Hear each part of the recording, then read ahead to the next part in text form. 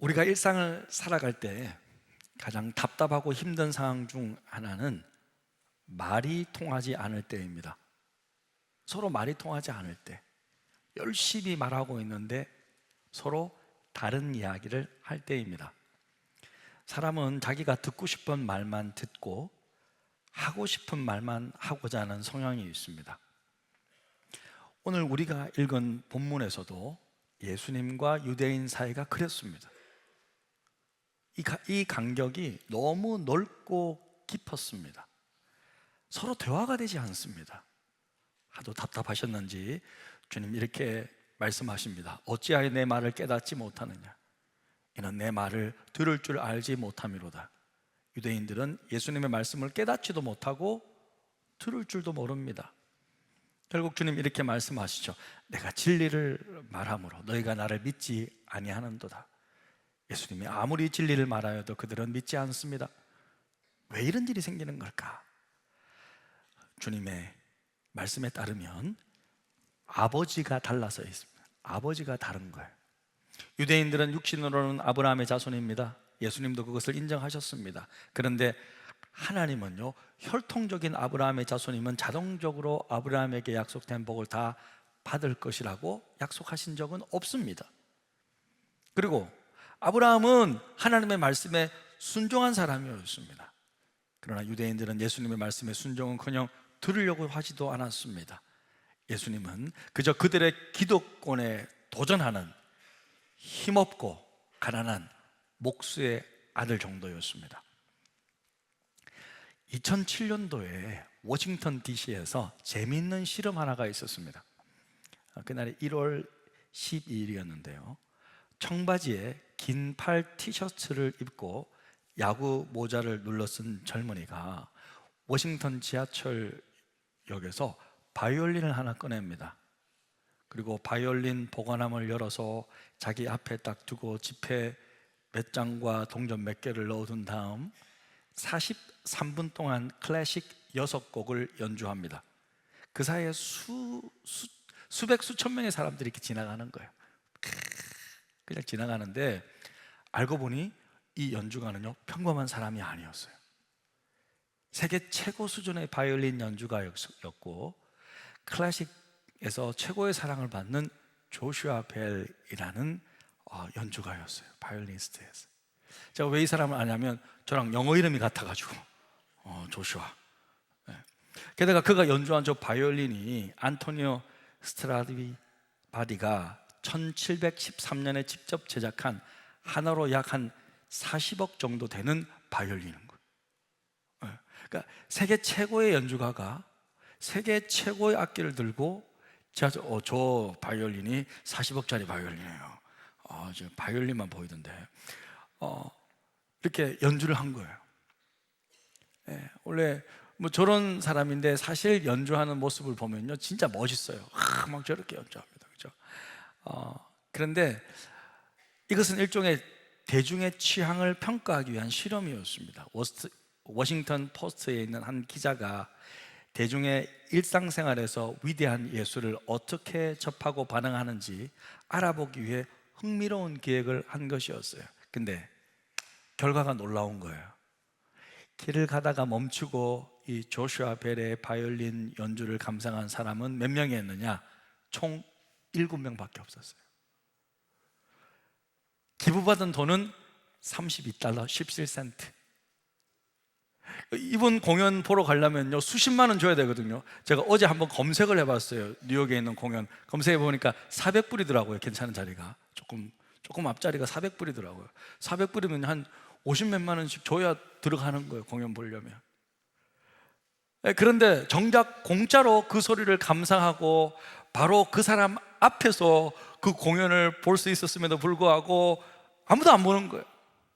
모르는 거예요. 사랑하는 성도 여러분, 만약 예수님이요 2000년 전에 이 땅에 오실 때 로마 황제의 아들로 이 땅에 오셨다면요 사람들은 예수님을 달리 보았을 것입니다. 하지만 예수님은 조슈아 벨의 이 실험처럼 너무도 초라하게 이 땅에 오신 거예요.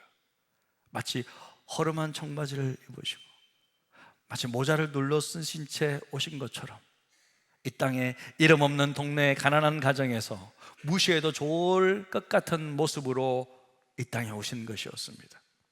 하지만 여러분, 그분의 말씀만큼은 위대한 하나님의 말씀이었습니다. 그분의 소리만큼은 천상의 소리였습니다. 모든 인류를 구원할 복음의 소식을 전해 주었습니다. 이 세상에서 들을 수 있는 가장 값비싼 소식이잖아요. 값비싼 소식이었지만 공짜로 그분이 선포했기 때문에 사람들이 들으려고 하지 않아요. 무시하는 것입니다. 들을 기가 없는 것입니다. 유대인들은요, 예수님께서 아무리 진리의 말씀을 전해주셔도 듣지 않습니다. 자기 목소리만 내고 있습니다. 41절입니다. 우리가 음란한 데서 나지 아니하였고 아버지는 한 분뿐이시니 곧 하나님이시로다. 하나님이 자기 아버지래요. 한 분밖에 없대요. 말은 잘하죠. 그렇게 믿고 있는 거예요 지금. 그런데 예수님 뭐라 그러십니까? 예수님은 42절에 보니까 대답하십니다. 예수께서 이르시되 하나님이 너의 아버지였으면 너희가 나를 사랑하였으리니 이는 내가 하나님께로부터 나와서 왔음이라. 하나님이 너희 아버지라고? 그러면 너희들은 나를 알아봐야 돼. 나를 사랑해야 돼. 왜? 내가 하나님께로부터 왔는데? 내가 하나님 보내서 왔어. 하나님이 너희 아버지라고? 근데 나를 왜 못 알아봐? 내가 하나님께로부터 왔는데. 유대인들은 착각하며 살고 있는 거예요. 그들은 겉으로는 아브라함의 자손으로 여겼고 하나님의 자녀라고 믿고 지금도 그렇게 믿고 살고 있어요. 지금도 그렇게 믿고 살고 있어요, 여러분. 지금까지. 예? 하지만 예수님은요, 그들이 아브라함의 자손도 아니고 하나님의 자녀도 아니라고 최종 결론을 이렇게 내리십니다. 47절인데요, 우리 같이 읽겠습니다. 시작. 하나님께 속한 자는 하나님의 말씀을 듣나니 너희가 듣지 아니함은 하나님께 속하지 아니하였음이로다. 하나님께 속한 자가 아니잖아요. 무슨 아브라함의 자손이냐, 하나님의 자녀 아니라는 거예요. 그러면 하나님께 속하지 아니하였으면 어디에 속한 겁니까? 어디에 속한 거예요? 네? 예수님 이렇게 말씀하십니다. 너희는 너희 아비 마귀에게서 났으니 너희 아비의 욕심대로 너희도 행하고자 하느니라. 어디서 났다고요? 어이구야, 무서워라. 마귀에서 났다요. 아니, 생각이 달라도 이렇게 다를 수 있는 거예요? 예? 이렇게 다를 수가 있는 겁니까? 사랑하는 성도 여러분, 이 세상에는요 딱 두 종류의 자녀만이 있어요. 딱 두 종류의 사람만이 있어요. 그게 뭐냐면 하나는요 하나님의 자녀고요, 하나는요 마귀의 자녀예요. 중간지대는 없어요. 여기에는 회색 지대가 없어요. 하나님의 자녀 아니면 마귀의 자녀예요. 여러분, 딱 이 세상에는 딱 두 종류의 사람밖에 없어요. 그래서 여러분, 우리도 착각하면 안 되지 않겠습니까? 유대인들이 지금 이렇게 착각하고 있잖아요. 근데 예수님이 딱 아니라고 정해주셨잖아요. 우리도 그저 교회 안에 있다고 당연히 하나님의 자녀라고 착각하고 살면 안 되지 않겠습니까? 그럼 어떻게 구별해요? 하나님의 자녀인지 마귀의 자녀인지 어떻게 구별해요? 예수님 어떻게 구별하실까요? 정답은 37절에 그 답이 있는 거예요. 우리 같이 읽겠습니다. 내 말이 너희 안에 있을 곳이 없으므로 나를 죽이려 하는도다. 와, 그렇습니다. 유대인들의 마음속에는요 예수님의 말씀이 있을 곳이 없었다라는 거예요. 그들에게는요 주님의 말씀이 들어갈 자리가 없었습니다. 유대인들의 마음속에는요 자기 생각, 자기 욕망, 자기 계획, 자기 기준으로 꽉 차 있었기 때문에 예수님이 아무리 진리를 말씀하셔도 이 말씀이 들어오지가 않는 거예요. 그들 마음속에 들어갈 자리가 없는 것입니다. 여러분, 이것은요 마치 예수님을 온전히 만나기 전에 우리의 상태입니다. 우리의 상태. 우리도 예수님을 만나지 못했다면 내 생각, 내 욕심, 내 계획, 내가 배운 세상의 가치관이 전부잖아요. 그렇잖아요. 그게 전부였어요.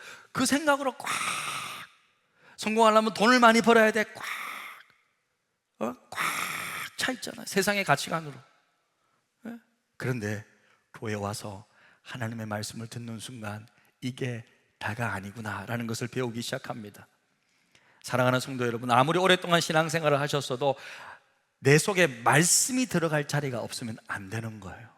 신앙 영수가 중요한 것이 아닙니다. 내 속에 하나님의 말씀이 들어갈 자리가 없으면 실은 나는 하나님의 자녀가 아닌 거예요.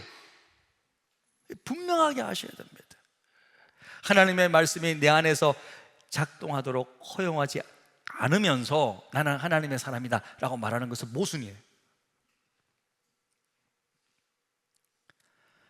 이와 반대로 내 속에 말씀이 들어갈 자리가 있으면요, 나는 언제든지 새로워질 수 있습니다. 내 인생을 새롭게 시작할 수 있습니다. 내 인생이 놀랍게 새로워질 수 있다는 거예요. 자, 그렇다면 하나님의 말씀이 내 속에 들어와서 그 말씀의 그 자리가 내 안에 있다면 어떤 새로움이 찾아오는가?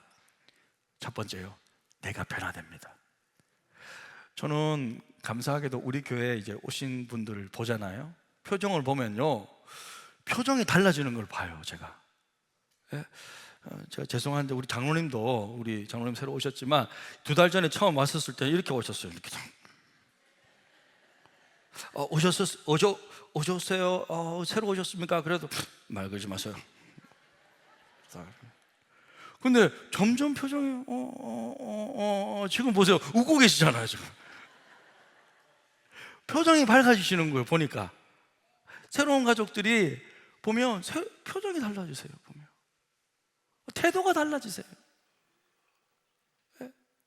근데 이렇게 표정이 달라지고 변화되는 분들의 공통점이 있는데 이분들이 다 설교를 열심히 들으시더라고요.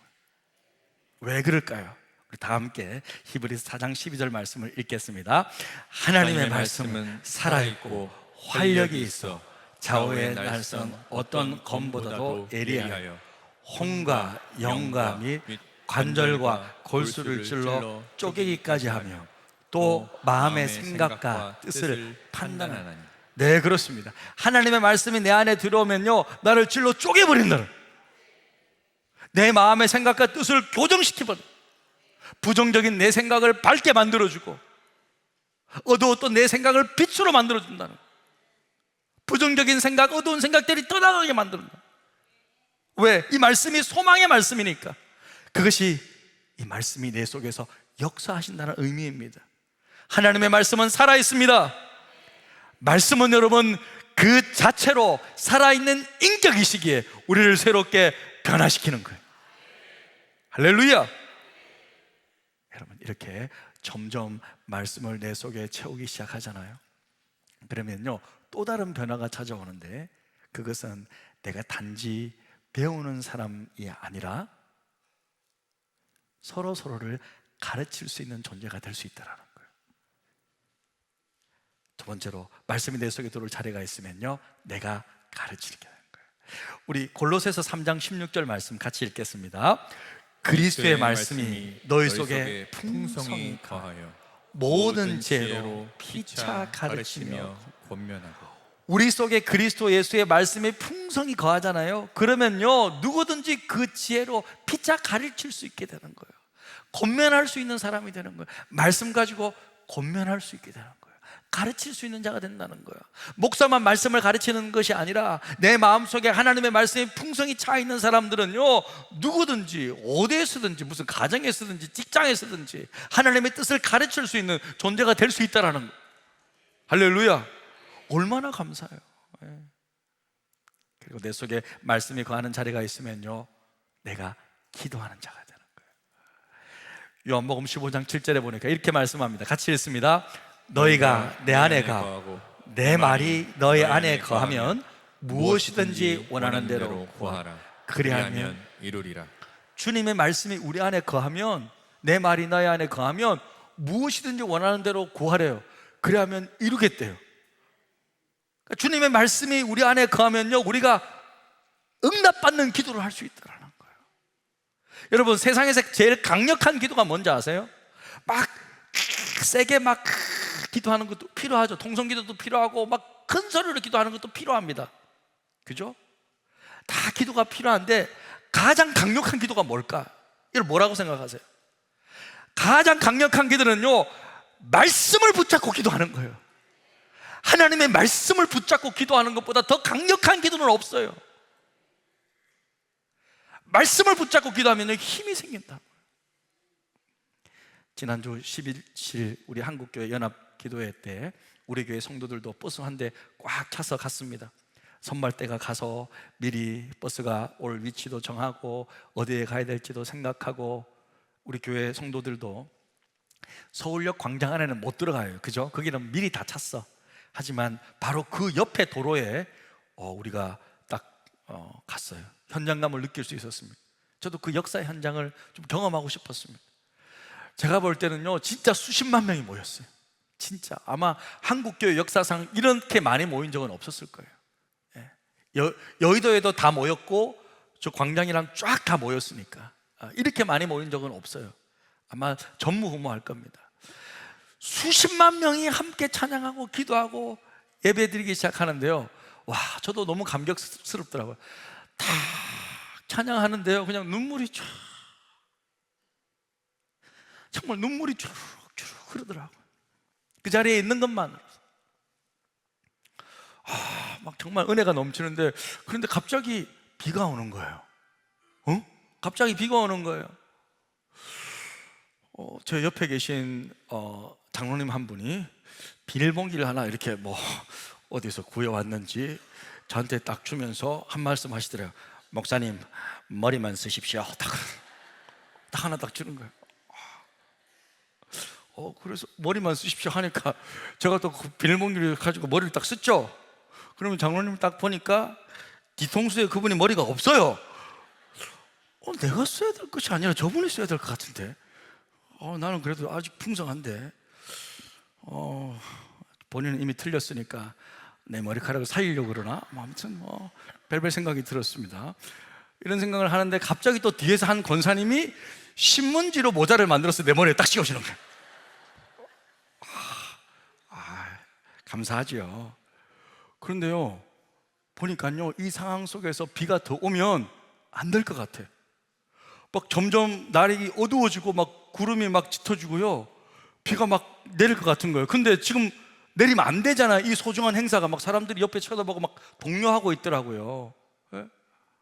와, 이래서는 안 될 것 같아서 우리가 일어서서 막 하는데, 제가 일어서 가지고요, 하늘을 향해 두 팔을 벌리고요, 정말 하늘을 쳐다봤어요. 하늘에 계신 우리 아버지께 기도했어요. 아버지요, 비를 그쳐주십시오. 아버지, 비를 그쳐주십시오. 제가 정말 기도했어요. 지금은 비가 내리면 안 될 것 같아.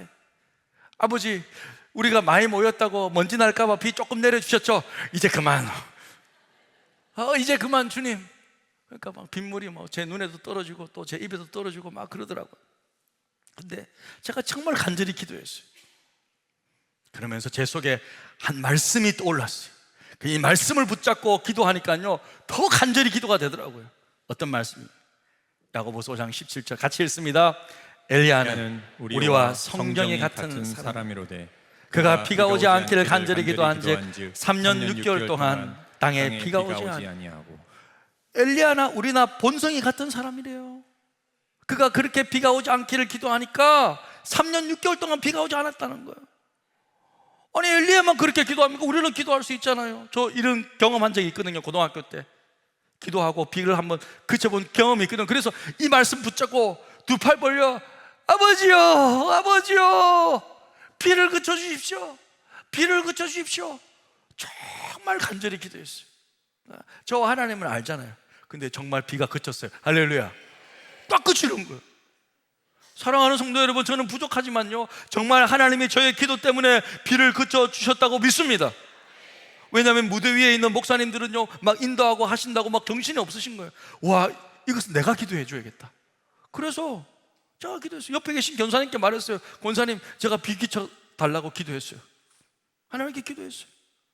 제가 무대 위에서 그 집회를 인도하지를 않았지만 무대 뒤에서 함께 기도의 용사로서 우리 목사님들과 마음을 같이 하고 싶었습니다. 그랬더니 하나님이 정말 역사해 주셨어요. 사랑하는 성도 여러분, 이처럼 우리에게 여러분 말씀이 있으면요, 그 말씀을 붙잡고 기도하면요, 기도가 강력해지는 거예요. 응답받는 기도가 되는 거예요. 응답받는 기도의 비결은 내 안에 말씀이 타오르는 거예요. 그러면서 막 그게 성령이 불타는 거예요. 말씀이 내 속을 사로잡으면요, 그게 성령께서 내 속을 사로잡는 거예요. 말씀 충만이, 성령 충만이. 그러니까 응답받는 기도가 돼요.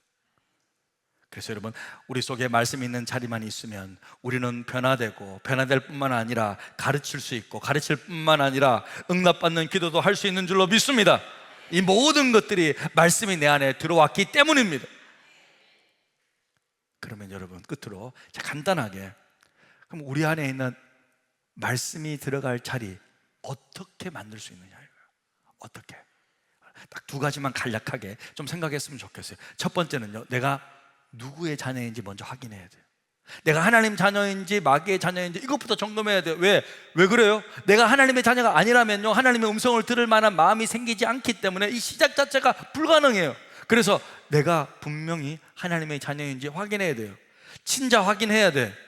여러분, 육신의 친자를 어떻게 DNA 검사해야 되잖아요. 하지만 하나님의 자녀인 것을 확인하는 것은요, DNA 검사 안 해도 돼요. 쉬워요. 이것만 확인하면 돼요. 예수를 내 인생의 구주로 정말 믿는다면 나는 하나님의 자녀입니다. 예수님의 십자가의 죽음이 내 죄를 위한 죽음이라는 것을 정말 믿는다면 나는 하나님의 자녀라는 거예요. 사랑하는 성도 여러분, 예수를 주로 믿으십니까? 예수님이 여러분 인생의 구주이십니까? 그렇다면 여러분은 하나님의 자녀라는 거예요. 하나님의 자녀이기 때문에 마귀가 해칠 수 없어요. 그렇다면 여러분, 우리가 준비된 거예요. 그리고 한 가지만 더, 내 속에 말씀이 들어갈 자리가 있기 위해서는요, 이게 필요한데, 하나님의 말씀의 가치를 올바르게 깨달아야 돼요.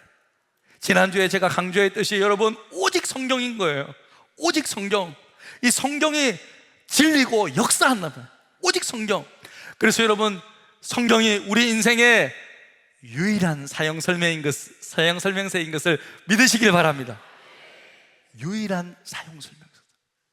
그러니까 내 인생을 살다가 뭔가 모르겠거든, 성경을 봐라. 성경을 잘 못 찾겠거든, 우리 목회자들한테 와서 물어봐라. 우리 생각을 알려드리지 않습니다. 말씀을 가지고 다 알려드릴 거예요. 물어봐라.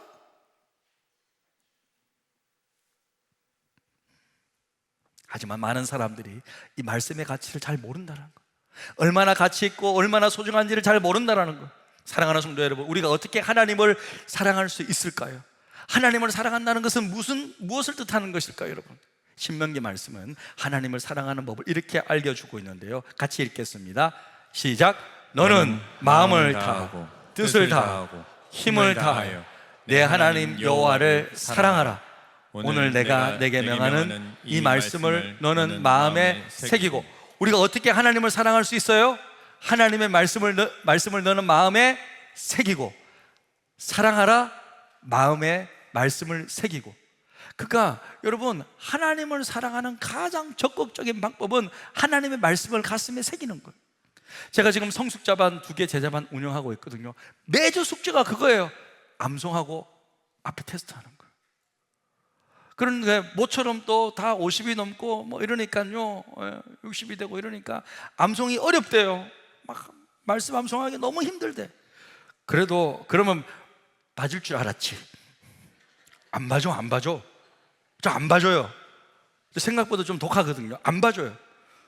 딱 다 시켜. 암송한 거 다 시켜. 그리고 이때만 암송하고 넘어가면 끝나는 게 아니고 시험도 쳐요. 빡세게 시켜요. 처음에는 근데 힘들지만 지금은 다 잘하세요. 지금은 꾸역꾸역 가슴 속에 말씀을 새기고 있단 말이에요. 근데 이것 자체가 여러분, 하나님을 사랑하는 가장 적극적인 방법이라는 거예요. 나중에는 저에게 고맙다고 이야기하실 거예요. 진짜 이게 하나님을 사랑하는 방법이에요. 왜 그럴까? 그것은요, 말씀이 곧 하나님이시기 때문에. 말씀을 새긴다는 것은 내 가슴 속에 하나님을 새기는 거예요. 요한복음 1장 1절, 태초에 말씀이 계시니라. 이 말씀이 하나님과 함께 계셨으니 이 말씀은 곧 하나님이시라. 할렐루야. 말씀이 곧 하나님이십니다. 말씀이 곧 예수님이십니다. 말씀이 곧 하나님이시며 진리이며 예수님이시기에 이 살아있는 말씀이 우리를 새롭게 만드는 것입니다. 말씀을 새기면 하나님이 우리 속에 새기시는 거예요. 말씀을 새기면 말씀이 우리 안에서 역사하는 거예요. 이 놀라운 말씀의 가치를 온전히 바로 깨닫기를 주님의 이름으로 축복합니다. 사랑하는 성도 여러분, 하나님의 자녀이십니까? 그렇다면 하나님의 말씀을 가장 소중한 가치로 여기시고 여러분의 마음속에 늘 있게 하시기를 축복합니다. 우리 마음속에 말씀이 들어갈 자리만 있다면 우리 인생은 너무도 놀랍게 변화될 것입니다. 이 놀라운 축복이 여러분 삶에 가득하기를 주님의 이름으로 축복합니다. 우리 시간 찬양할 때 이 찬양도 바로 그 마음, 우리 속에 말씀이 있잖아요. 우리의 마음이요 하나님 아버지의 마음이 될 거예요. 그러면요 하나님의 뜻을 행할 수 있는 사람이 될 것입니다. 그런 우리 진심을 담아 기도하는 마음을 함께 찬양합니다.